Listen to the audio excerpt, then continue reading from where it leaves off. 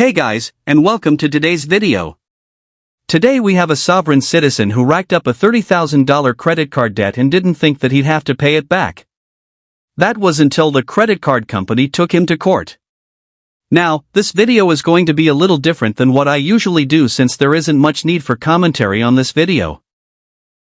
It was over an hour long, so I'm going to cut out the procedural and boring parts and let the important parts of the video play, like the sovereign citizen cross-examining the witness, and then I'll give my thoughts at the end. So, let's begin. And we are on the record for the 21st Judicial District Division 10, involving U.S. Bank National Association versus Adam Dietrich, case number 25 CV 3023. We're here for trial of this matter today. I'll let plaintiff's counsel commence with any preliminary issues that we need to address. Your Honor, Alex Adams for the plaintiff. Thank you, Mr. Adams. Are there any preliminary issues that you need to address before we start with testimony? I do not believe there are any preliminary issues, no. All right, and who appears for defendant? It's Adam Dietrich. Thank you, Mr. Dietrich. And are you here representing yourself today? Yes, Your Honor. And do you have any preliminary matters that you'd like the court to address? No. All right, Mr. Adams, I'll let you go ahead and proceed to call your first witness. Thank you. The plaintiff, U.S. Bank National Association, would like to come. I'm sorry. I get into the habit of just like jumping into hearing mode. If either of you would like to present opening remarks, you are more than welcome to. I jump right in and my apologies. If you'd like to present some opening remarks, I'm happy to hear them. Sure, I can Thanks. have some quick remarks. So this is a simple debt collection action to recover an unpaid balance on two credit accounts. The plaintiff, U.S. Bank National Association, will show that it is entitled to a judgment for breach of contract on both accounts. The claims are brought by the plaintiff to enforce the terms of the card member agreements, and the defendant has breached those terms by failing to make payment. I object, Your Honor. This is hearsay. Oh, sir, Mr. Dietrich, these are opening statements. The rules of evidence don't apply to opening statements. He's simply telling me what he expects the evidence to be. Okay. And you'll have the opportunity to do the same thing. So objection is overruled and you may proceed, Mr. Adams. Thank you. Consequently, the defendant is liable to the plaintiff for the principal amount of $30,002.94. The evidence presented will reflect that there is no dispute to the validity of the contracts, the stated accounts, and the amount of damages. And the defendant will not be able to show evidence to refute the plaintiff's claims. The plaintiff will prove by preponderance of the evidence that the defendant has damaged the plaintiff in the amount of $30,002.94. Excuse me. And the plaintiff is entitled to a judgment. Thank you. All right, thank you very much. As I was previously explaining to you, Mr. Dietrich, you now have the opportunity to also make an opening statement, or you can wait and do so at the beginning of your case in chief. Do you want to present one now, or do you want to wait until after the plaintiffs have presented their evidence and give one then? Yes, Your Honor. I can give a brief statement now. I will be happy to hear from you. Please go ahead. As implied surety, beneficiary, and subrogee, the plaintiff has refused to provide the four elements of a valid contract, thus never validating or verifying the debt. They have refused to provide the full accounting of the alleged debt. The witness does not have any firsthand perfected knowledge of the material facts in this case. Bank statements are hearsay and thus not admissible. Thank you. Do U.S. Bank National Association's records reflect that the defendant defaulted? Yes. And referring to both accounts, why are these accounts in default? For a defendant's failure to make the minimum payment. Thank you. And as a condition of the continuous default on the accounts, did the entire balance become due and owing on both accounts? Yes. Thank you very much. No more questions, Your Honor. All right, thank you very much. Mr. Dietrich, you have the opportunity to cross-examine now if you would like to. Would you like to ask questions of Mr. Gifford? Yes, Your Honor. Go ahead. Mr. Is it Gifford? Yes. Okay. So as a reminder, you are under oath, penalty of perjury if you do not tell the truth, the whole truth, and nothing but the truth regarding your firsthand perfected knowledge of this material facts of this case. Do you know the definition of firsthand perfected knowledge?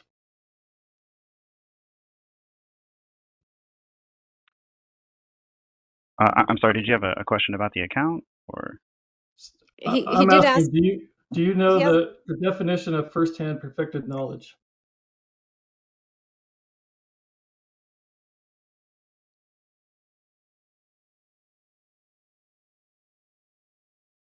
I'm just not sure what the question's relating to for this account. sir, you do need to answer the question. No, I don't have the definition on hand. You do not know the definition of firsthand perfected knowledge? Okay. Is looking at a computer screen firsthand perfected knowledge? I don't know. Have you ever been employed with U.S. Bank? Yes, currently employed with U.S. Bank. Did you see a certified copy of the original wet ink signed contract between the plaintiff and the defendant? I'm sorry, can you say that again? Did you ever see a certified copy of the original wet ink signed contract between the plaintiff and the defendant? We don't have written contracts, it's card member agreements. So is that a yes or no? Did you see a wet ink signature contract between the plaintiff and the defendant? No. No. Are you a certified public accountant? No. No. What are the general accounting rules of credit card accounts? AKA GAAP. I'm not an accountant. I can't answer that. Right. Thank you. What is a T ledger? I'm sorry, can you say it again? What is a T ledger? A T ledger. I'm assuming that's something with accounting again. I'm not an accountant. Okay. So did you look at both sides of the ledger? I'm assuming that. We don't have a ledger that I review for credit card statements. Okay. What is the meaning of full accounting of an account?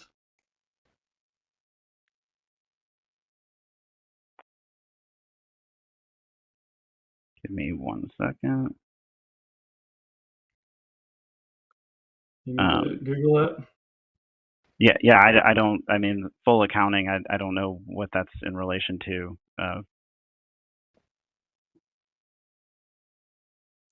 You don't know? No.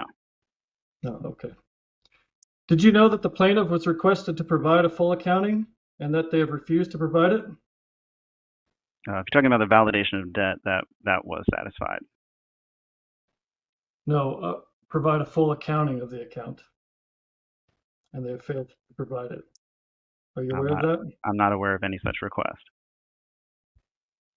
Do you know what concealment is? It's when you refuse to provide exploratory evidence that would exonerate the other party and that the concealment is fraud. Have you or the plaintiff concealed the full accounting when asked for? No.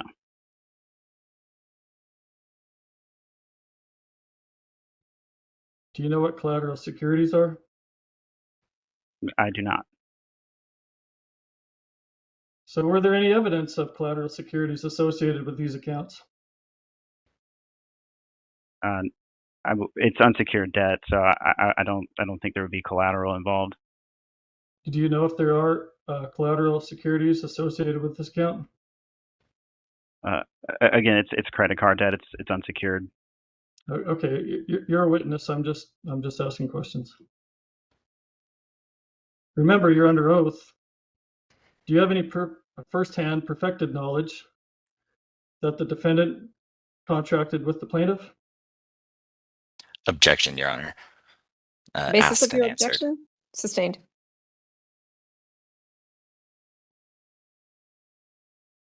Sorry, what was that? the screen There cut was an out. objection that you have already asked that question, and indeed you did ask him about firsthand. State your question again. No, I was asking if he has You- any firsthand perfected knowledge Of that the defendant contracted with the plaintiff. So previously you had asked about his knowledge of the term firsthand perfected knowledge. So I'm going to Right. overrule the objection for asked and answered. Mr. Adams, do you have any other basis for your objection? No, Your Honor. Go ahead and answer. Sorry, can you state the question one more time now? Yes, no problem. Do you have any firsthand perfected knowledge that the defendant contracted with the plaintiff? Firsthand knowledge, no. No. Okay. Do you have any firsthand perfected knowledge that the defendant financially harmed the plaintiff? Firsthand knowledge, no. No. See, therefore, Your Honor, I move that this witness be ruled incompetent and all their testimony be stricken from the record. Do you wish to respond, Mr. Adams? Yes, this witness has already been qualified as an operations manager, a custodian of I would records. object to that. Hold on, let him finish and then you can present your response. Go ahead. Based on this witness's responsibilities with U.S. Bank National Associations and familiarity with the business records and the record keeping, this witness is a qualified witness. Okay, so Mr. Dietrich, what you're trying to get to when you're talking about this firsthand knowledge is an issue that would be relevant if we were dealing with the capacity of hearsay. But because these records fall within the exception to the hearsay requirement, his firsthand knowledge is covered by that business records exception. So he has testified that he has firsthand knowledge of how US Bank conducts its ordinary course of business, how they send their statements, how they keep track of the bills, how they keep track of the payments that are made, how they keep track of the requests for payments that come in through their electronic systems. That renders him competent as a witness as to the things that Mr. Adams presented him as a witness on. So I'm going to deny your motion to strike him as a witness. You may proceed with your cross-examination.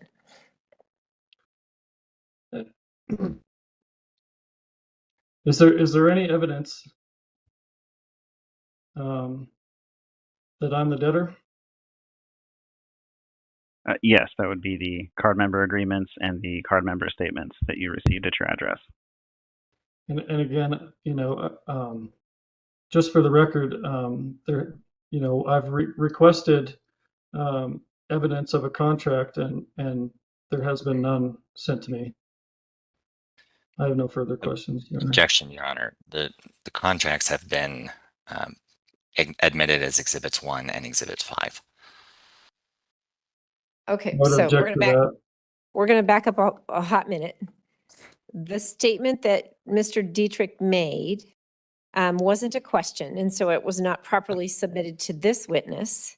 And I'm going to sustain an objection on that ground. Mr. Dietrich will have the opportunity to present his own testimony, and if he wishes to present that statement at that time, then I can consider it at that time. But it's not a proper commentary on this witness's testimony at this time in the proceeding. Do you have any redirect questions you want to ask, Mr. Adams?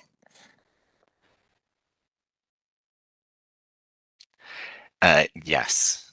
Go ahead. Mr. Gifford, right, based on the card member terms and agreements for both of these accounts, you stated that use is acceptance of the agreement.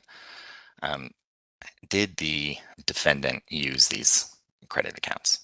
Yes, both accounts. And again, earlier you stated that default on these accounts could be by failing to make payment. Is that correct? That's correct. Did the defendant fail to make payments on these accounts? Yes, for both accounts. And is the defendant in default? Yes. Thank you. No more questions.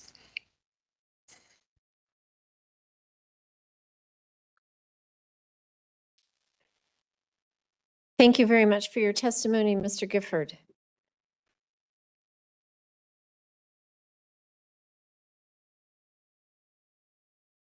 Mr. Adams, do you have any other witnesses? No more witnesses.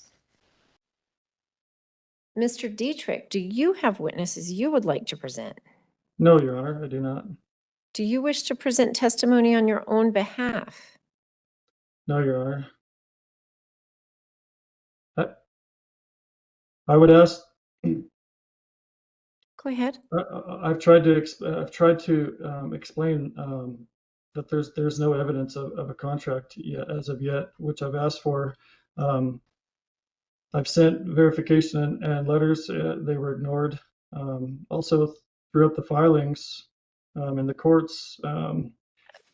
Mr. Dietrich, what you're presenting what I think are closing remarks, but you're addressing some things that are not yet in evidence. Are you sure you don't want to provide testimony on your own behalf?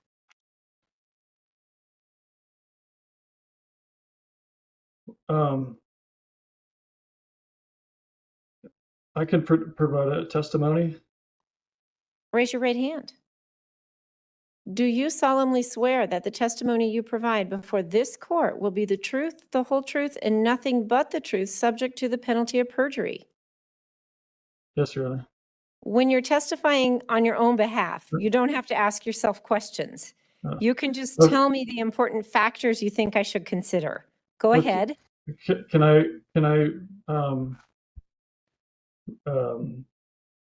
recuse that? I would rather not. You never have to testify. Okay. You can if you want to, but you're not required to do so.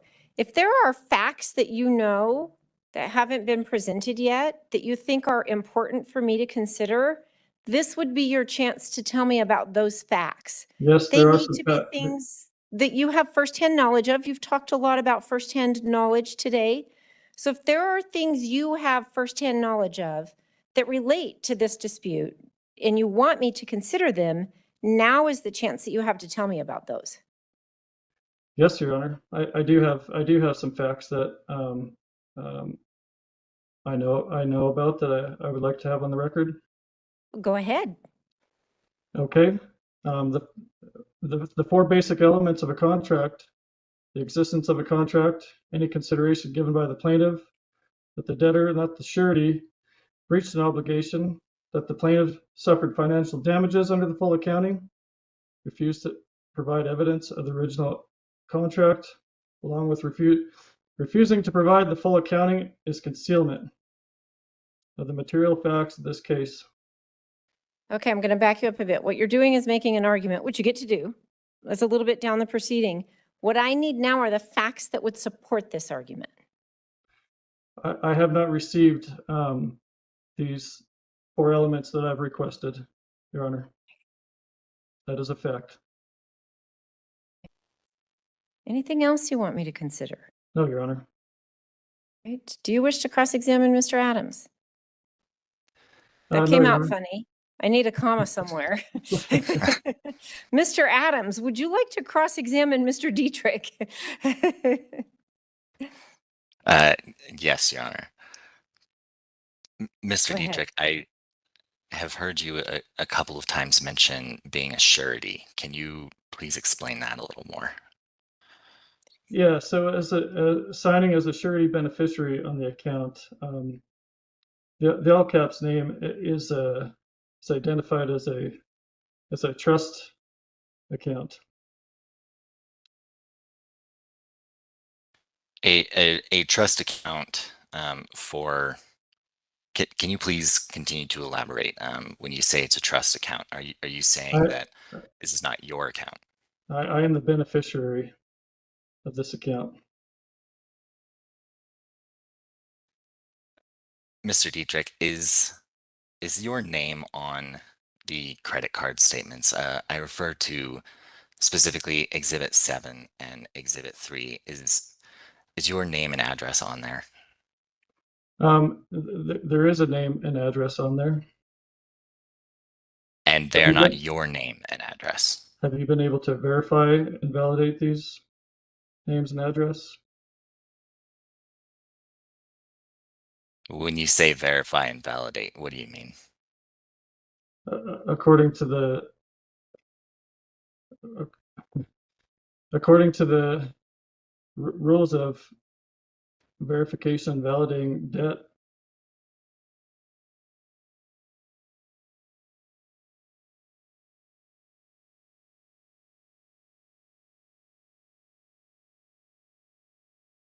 Can you please elaborate?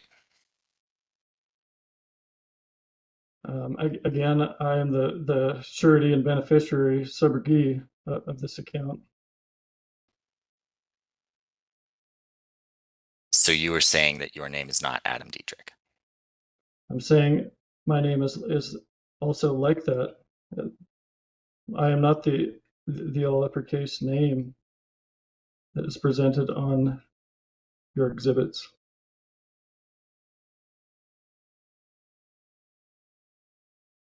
No more questions, Your Honor. Thank you. Mr. Dietrich, you have the opportunity to present what we would call redirect. You don't have to ask yourself questions, but if there's anything, any factual statements you'd like to make in response to Mr. Adams' questions, you have the opportunity to do that right now. No, Your Honor. Okay. Then at this case, I'll entertain both of your respective arguments. Mr. Adams, as plaintiff's counsel, you get to go first. Please proceed. Thank you. U.S. Bank has shown that there are valid contracts that exist between the plaintiff, U.S. Bank National Association, and the, I'm sorry, am I still You're good. audible? We hear you, yes. Can you I'm still sorry, hear us? yes, Okay, that's fine. as I was saying, U.S. Bank National Association did have a contractual relationship with the defendant, and as evidenced by Exhibits 1 and Exhibits 5, the credit agreements. Mr. Gifford has testified to the fact that use was acceptance of the agreements, making a valid contract. You have the offer, the acceptance via use, and the consideration is that Mr. Dietrich had the opportunity to use the credit accounts provided by U.S. Bank National Association, and U.S. Bank National Association provided the credit cards that enabled use of the credit accounts. Additionally, Mr. Gifford has testified to the fact and shown based on the exhibits entered, Exhibits 5 and 8, that Mr. Dietrich defaulted on the contracts by failing to make payments when they were due. And as in default, the full balance is due and owing. And Mr. Dietrich has damaged the plaintiff for the amount owed, which is a total of $30,002.94 with both accounts. That is still owed to the plaintiff. That is what is damaged. And based on the breach of contract, the plaintiff is a judgment, or the plaintiff may receive judgment. Thank you. Thank you. Mr. Dietrich, do you wish to respond? Your Honor, I asked this case to be dismissed with prejudice as the plaintiff under the intent of FRCP Rule 12b-6. The plaintiff has not stated a claim on which it can be granted. The plaintiff has refused to produce evidence of the 4 basic elements of contract, which I spoke to earlier, the existence of the contract. Any consideration given by the plaintiff that the debtor, not the surety, has breached an obligation, that the plaintiff suffered financial damages under full accounting, is concealment of the material facts in this case. Concealment is fraud. I'm not an attorney, but and fraud vitiates all contracts. Therefore, I demand this to be dismissed with prejudice. Thank you. So you've referenced Federal Rule of Civil Procedure 12b-6. We don't follow the federal rules. This is state court, but Colorado does have a similar 12b-5, which would be motion for failure to state a cause of action that is typically addressed earlier in the proceedings. What you're really asking me to decide is whether or not the plaintiff has proved his cause of action for breach of contract. And so I will address that accordingly. As you have reflected, the elements that are necessary for a breach of contract are that there was a meeting of the minds between two parties, that meeting of the minds set forth certain agreements that the parties agreed on, that one party received the benefit of that bargain and that the other party was damaged for one side not having complied with the benefit of that bargain. So we have to have an agreement. We have to have terms and conditions of that agreement that are sufficient to establish what the agreement was, that a person of ordinary prudence could establish. Then we have to have a breach of the agreement. We have to have actual damages for there to be a claim for breach of contract. The evidence before this court establishes that there were two credit cards opened, a Platinum Visa credit card on a U.S. bank account and a Harley, exactly what that one was called.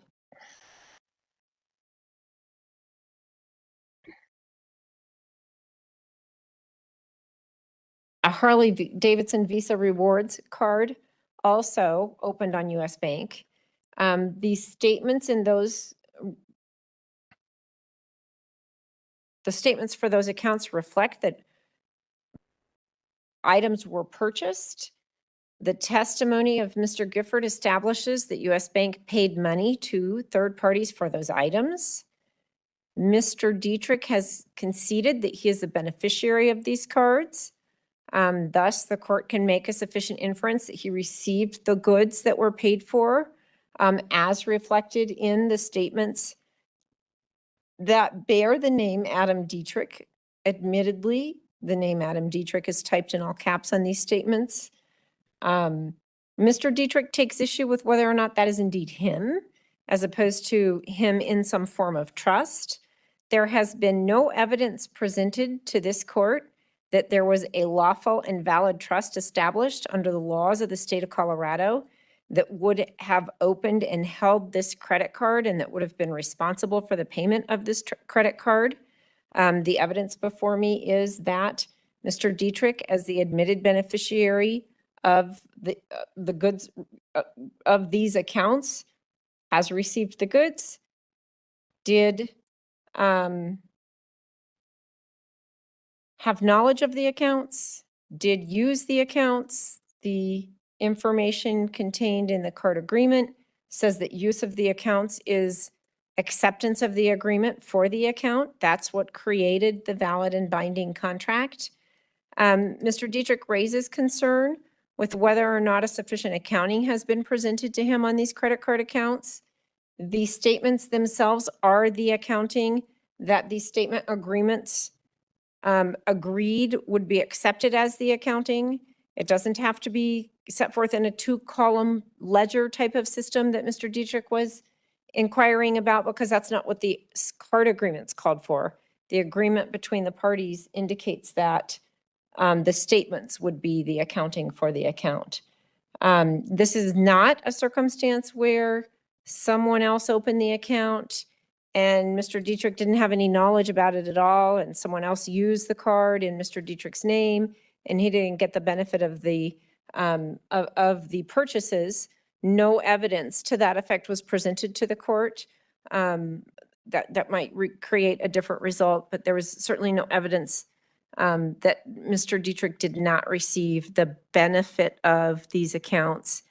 And on cross-examination, he confessed that he is indeed the beneficiary of these accounts.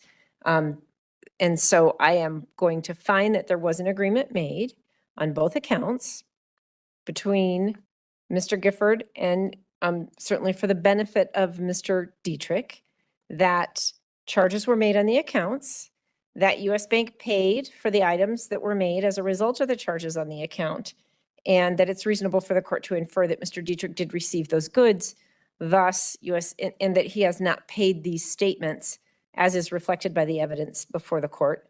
And thus, U.S. Bank has satisfied its burden of proving by a preponderance of the evidence that Mr. Dietrich is responsible for the amounts due on these accounts, and the court will order that Mr. Dietrich is required to pay the balances of the accounts, which specifically as to the Harley Davidson account was $13,809.96. And specifically as to the Platinum Visa account was $16,192.98.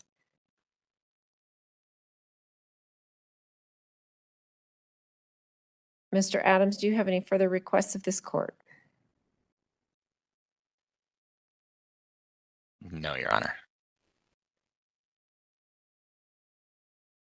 Mr. Dietrich, do you have any further requests of this court? No, Your Honor, thank you.